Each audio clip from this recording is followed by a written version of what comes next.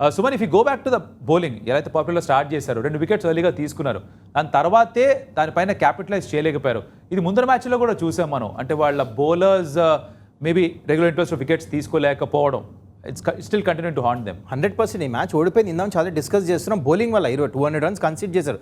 దానికి కారణం ఏంటంటే ఫస్ట్ 2 వికెట్స్ తీసిన తర్వాత ఎట్లయితే సన్ రైజర్స్ బ్యాటర్స్ వికెట్స్ పడిపోయినాయో వాళ్ళ వికెట్స్ పడలే అక్కడ, పార్ట్నర్షిప్స్ అయినాయి. దానికి కారణం ఏంటంటే మన దగ్గర ఐ థింక్ జెన్యున్ స్పిన్నర్స్ని మిస్ అవుతున్నాం. ఎస్, జీషాన్ అన్సారీ ఉన్నాడు, అండ్ మిడిల్ ఓవర్స్లో వికెట్ టేకింగ్ ఆప్షన్స్ ఈ సీజన్ నాకు అంతమంది కనపడట్లే.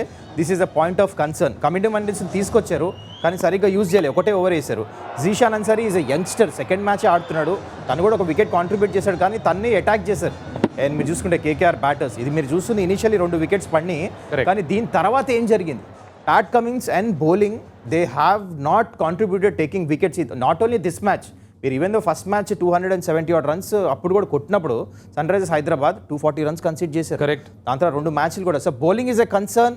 ఇప్పుడు వెళ్ళి హైదరాబాద్లో హోమ్ గేమ్స్ ఆడుతున్నప్పుడు Sunrisers Hyderabad more than batting, అందరూ అనుకుంటారు బ్యాటింగ్ అని కాదు, they have to focus on bowling.